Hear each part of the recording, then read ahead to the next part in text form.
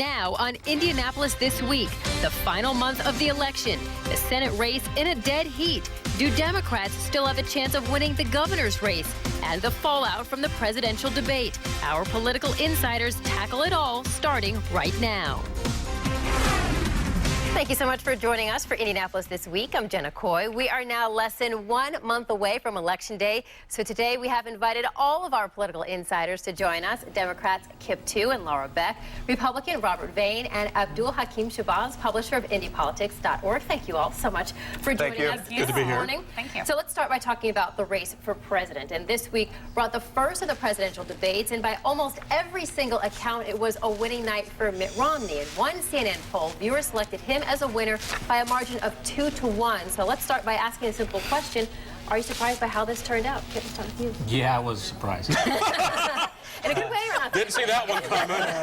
The president wasn't on the top of his game. There's no question. I don't think I can get on a panel and spin it any other way. I mean, obviously, all the polls showed the same thing, and I don't think I know anybody who said he did the best job he's ever done on television. So, you know, it remains to be seen. I haven't seen any polling after the debate yet as whether there's any fallout or not. But on Friday we had excellent job numbers, probably the best that we've had since he's been president. In fact, the unemployment rate dropped below what it was when he took office, and so I think that it's a great sign for him. It's a great sign for the country, first of all, of course, but it's also a great sign for his re-election because he's been saying we need to move forward. He's been saying that the economy's starting to take hold, and there's some real evidence of it. Anyone else surprised?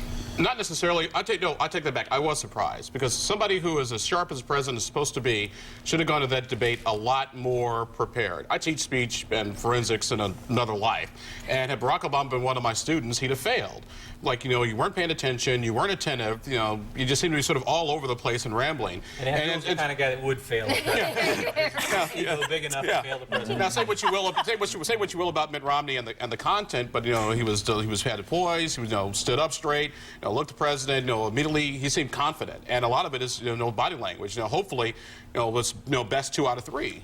I think what was interesting to me was I woke up the next morning and thought, did everybody else watch a different debate than I did? Because I actually thought that while it wasn't probably the president's strongest presentation, I do think that he was very good with the details, with the numbers. I mean, when it came to Romney, I felt like he was kind of a bully. He was so aggressive, and I mean, telling the moderator you're going to fire him and then ultimately kill Big Bird in the process probably wasn't the best thing that he could have done. It made me long for the days of George Bush nuclear and strategery on those points. But at the same time, I just think Romney is going to have a really hard time connecting with the average person, and I don't think the debate really is going to help him do that. Do you agree with that, Robert, or do you think this performance is enough to boost Romney in the polls, even into the lead? I don't agree. Sorry. With Miss Laura. I agree completely with Democrat Kip Tu. Except, clearly, if Barack Obama had performed as well as Mitt Romney did in the debate, and you had the inverse outcome where everyone thought that the president won the debate handily, the race probably would have been over. So this really gives the Romney campaign some real life, and that's going to show in some grassroots organizing. It's going to especially show in the money. Regarding the jobs numbers that came out Friday, in 2008, Barack Obama traveled around the country, forcefully convinced people that this is the worst economy since the Great Depression. After 4 years of his presidency, you have an additional $5 trillion in debt. You have rising gas prices that have doubled since Bush was in office, rising food prices, and the best that they can come up with is that the unemployment numbers are exactly where they were when he came into office. If that's the kind of economic news that Democrats are going to tout, they're in real trouble. Well, Robert and Kip, you both mentioned those unemployment numbers, so I want to show you those numbers. Let's get to them. They came out Friday, the country's unemployment report. The Department of Labor put September's unemployment rate at 7.8%, the first time it's been below 8% since January of 2009. Employers added 114,000 jobs in September. Wages rose, and more people started looking for jobs. Do you think these are high enough numbers to swing the election for president? Well, I said before, and I'm going to, I guess, expand on it, especially to respond to Robert. I think that the fact is the president has been making the case that things are getting better, and this is a very good indication. Corporate profits are at an all-time high.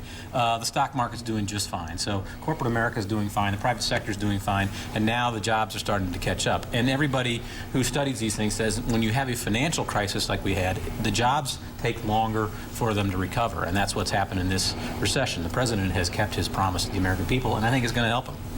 I think fundamentally, though, what the problem is when we have the jobs discussion, we talk about people going back to work. At the end of the day, what the big problem in this country is the skills gap. Ask tons of employers who will tell you we have lots of job openings, but we cannot find the qualified people to do it. And if Mitt Romney or Barack Obama really want to hit a home run on the whole jobs issues, what they'll talk about is closing that skills gap, plain and simple.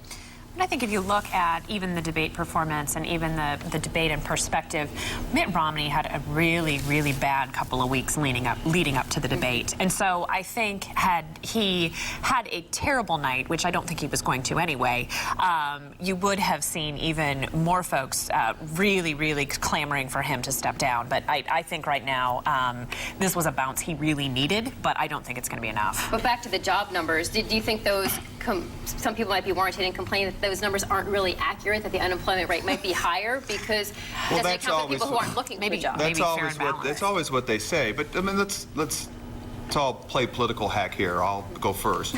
The president needed this kind of news to change the narrative.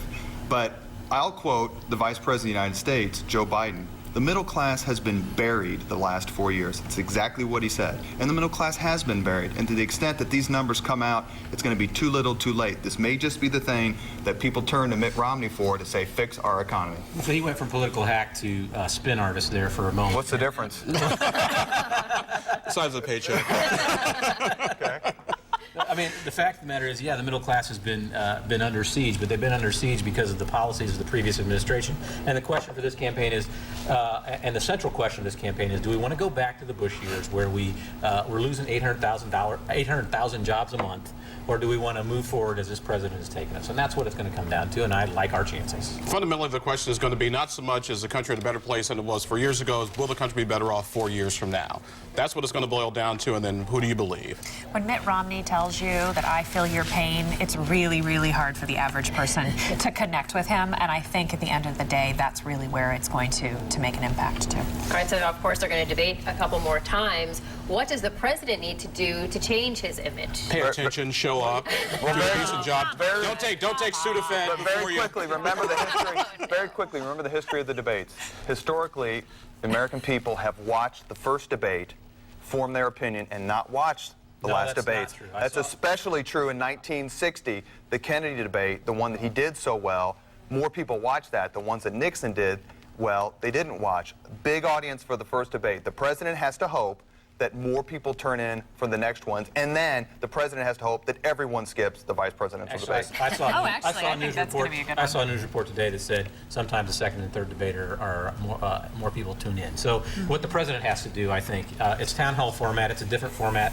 We're going to have a different moderator, and I think that will make a difference. They'll be in front of real people asking him questions.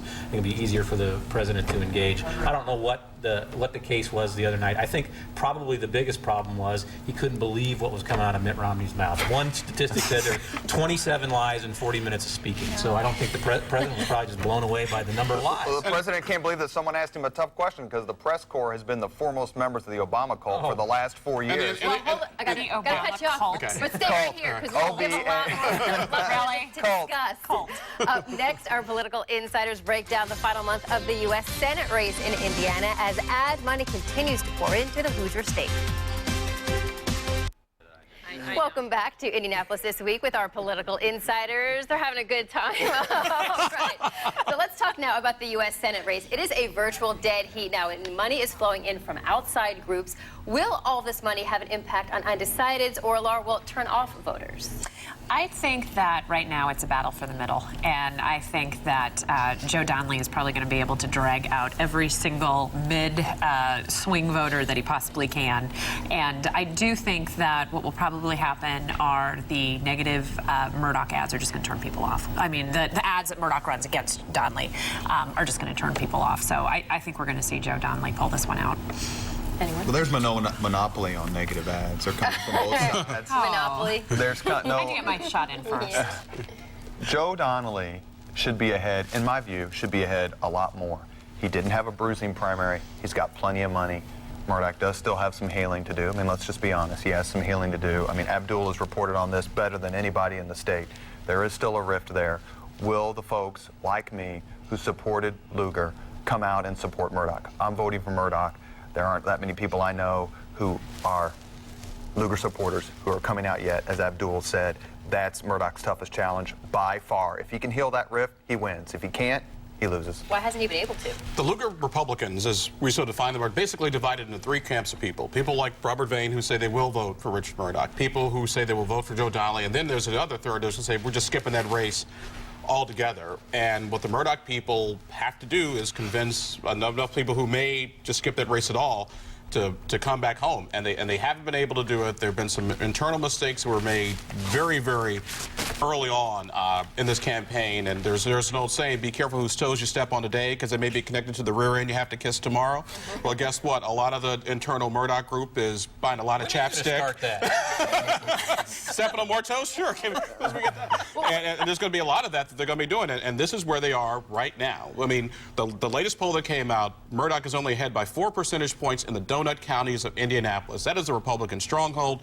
That's where he should just be walking away with this thing, but because they made a lot of bad decisions early on, this is where we are now. So can Donnelly support or convince the Lugar supporters to come over to I him? want to go back to what Robert said, and he says he thinks that Joe Donnelly ought to be further ahead. I think Joe Donnelly is further ahead. I've seen polling that has him with a comfortable lead. I think he's going to win this thing going away.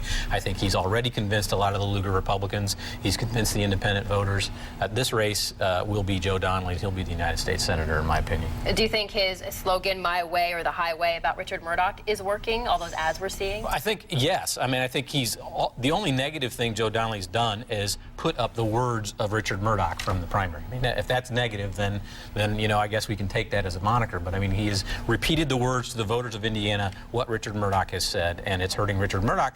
And Murdoch is up there saying, well, they're false attacks. There's nothing false about the attacks when they quote you. But Richard Murdoch's saving grace is going to be how big Mike Pence and Mitt Romney have a victory here in Indiana. The larger their victory, the more likely it is to pull up from that neck and neck. So in other words, he's going to lose. So Laura, you mentioned... This quarter, just make a coin toss. You mentioned the middle. Is Richard Murdoch trying to move towards the middle? Do you think you see that? Well, no. I don't think so. Tell us how you really feel. so. Donnelly is doing a better job of that, in your opinion? I think Donnelly is doing a better job of it. And what I also think is happening, too, is I just don't think that the Murdoch campaign was ready for prime time. And for them to run such a negative campaign as they did against Senator Lugar, I mean, it was nasty, it was negative. For them to run that campaign and then start, you know, saying, oh, you know, they're picking on me now, well, turnabout's fair play. And so I just don't think their campaign is firing on all cylinders. And I really think that Richard Murdoch is a nice person. I think he's engaging. I think he's smart. But that is not coming across. And Joe Donnelly is just really out there, steps ahead of him constantly. Well, they have their debate coming up. Do any of you think that will make a difference? Well, to Abdul's point, that's Abdul articulately described Murdoch's baggage. Donnelly's baggage are his votes for Obamacare and his votes for the stimulus, which are clearly not popular in Indiana, because if they were popular in Indiana, it would be much more competitive at the presidential level. Also, the absolute, and forgive me guys, disgrace that is Harry Reid. He's a disgrace. His comments about Mitt Romney are absolutely abhorrent, and the fact that he is connected to Joe Donnelly and that Donnelly said he would vote for him for majority leader, that could make a difference in a race this tight. Wow, saying that guy didn't pay taxes is abhorrent. I mean, He said that was a lie. Then you and he got didn't a know very the low information, standard. and he said he had proof. And they also attacked him as not being sufficiently Mormon, and which is crazy coming from Harry Reid, because he's a Mormon. If someone said someone wasn't sufficiently Catholic, if I'm, as a Catholic, said, I don't think Joe Donnelly is sufficiently Catholic, you guys would fillet me, and deservedly so. Yep. Any vote for Joe Donnelly is a vote for Democrat control of the Senate, and I don't think Hoosiers want that. Any vote for Joe Donnelly is a vote for moderation and a vote for people trying to get along. Richard Lugar tried to get along. In fact, Richard Lugar went so far as to praise Barack Obama one time, and the Republican Party threw him out of office. So this election in the United States Senate, here in Indiana is about moderation, and whether you want cooperation has nothing to do with what Robert just talked about. And is it more about getting control of the Senate versus the actual local candidates? Is it more about how it affects national politics? And that is one of the Richard Murdoch's strongest actually selling points of some of those undecided Lugar Republicans, which is speaking to people all the time, they say, I won't vote for Richard Murdoch because I like Richard Murdoch, but I don't want Harry Reid to be majority leader. He's just, like I said, got to get enough of those people in that pool of 3 different categories to actually go along with that. But I think with Harry Reid, I think Harry Reid is a little harder to demonize for the Republicans than Nancy Pelosi was. I mean, they were. Well, this is what they do all the time. Right. They pick a boogeyman and they start beating him up. I mean, Right. Mitch McConnell said from the very moment the president was president, our #1 goal is to make sure he's a one-term president. From the very first moment, he said that. So, but we don't stand around for the next 3 years demonizing Mitch McConnell, saying a vote for Richard Murdoch. In 2000, that Tom Daschle should have said, "I endorse George Bush for a second term." I No, but it shouldn't be his shouldn't be the #1 goal of them in the United States Senate is to get a president out of office. See, this is why we sit between the two of I know, exactly. That's It's hard cut you to off, believe we get along, but that's all right. I'm used to it. Well, real quickly before we have to wrap up this segment, what is the key point to watch for in the next 4 weeks? Election day is coming. Donut counties. Look at the donut counties. Look at Richard Murdoch. What is the margin? If he can't pull double digits in the donut counties, I would argue this race is over. I agree with Also, that. Marion County, Washington Township, Lawrence Township, those are going to be keys. There's a lot of Lugar Republicans that live in those 2 townships. You agree? I think, yeah, I absolutely agree with Kip, and I also think that we're going to see Donnelly pull even further ahead. And very quickly, the president's performance. I don't think he's going to carry Indiana, but he's still going to get millions of votes. If enough people come out, there's enough enthusiasm and turnout, that could make the difference for Donnelly. And it's I finally agree with you. Yeah. All right. Go Hoosiers. Stop right there and take a break. All right. Well, when we come back, we're going to talk about the final 4 weeks in the race for governor on Indianapolis This Week. Welcome back. We turn now to the race for governor. The latest polls suggest Mike Pence has a substantial lead over John Gregg. Is this race essentially over? Yes. No. One word answer. I know you want to expand on this. Mike Pence has run an effective, policy-based, disciplined campaign to replace Mitch Daniels as governor of Indiana. John Gregg has run a folksy, confused campaign to replace Andy Taylor as sheriff of Mayberry. And that is the difference. One looks like he wants to be governor. The other one looks like he wants to run the Cracker Barrel. And people aren't going to attack Mike Pence for his policies, but they don't understand what John Gregg's up to.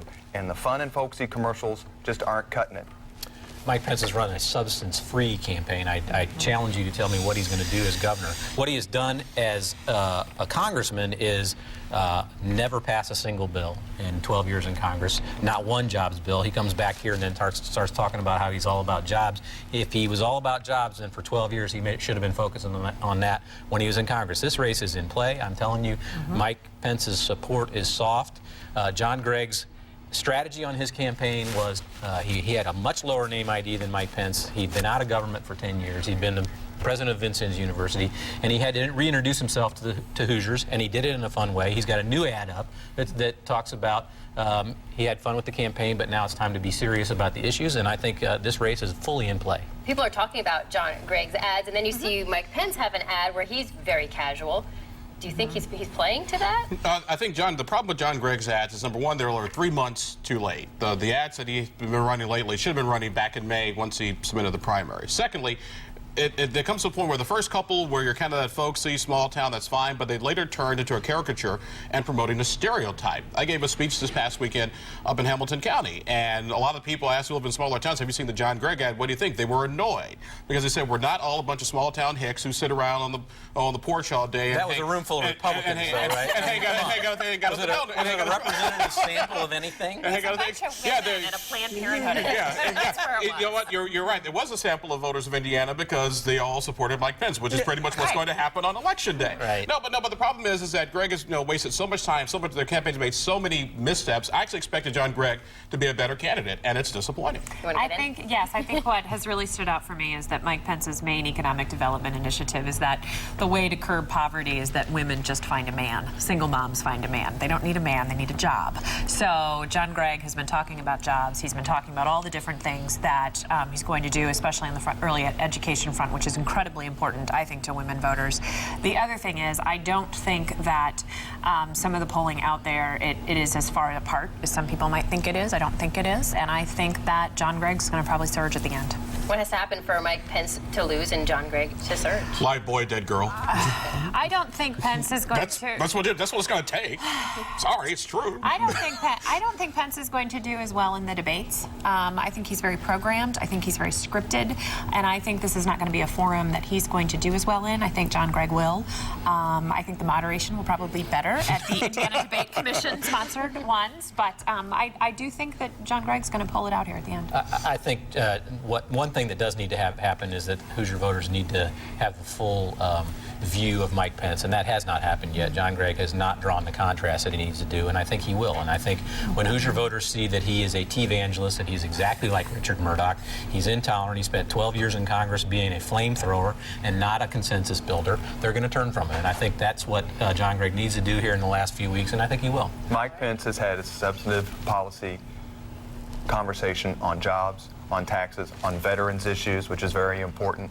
He has run a sharp campaign. This is going to be a great year for Republicans in Indiana, and that's going to be more than enough, along with Mike Pence's leadership, for Abdul and I, or specifically me, to be crowing on election night here in Indiana. Right, we'll have to see. That's in about 4 weeks. Thank you so much for. Wait. So excited. Oh, we have a lot more to talk about. Should we wrap a things few in more today? weeks to go. All right, and you can follow our political insiders anytime just by going to the Capitol Watch blog. You'll find a link on our website, theindychannel.com. Thank you so much for joining us. Thank you.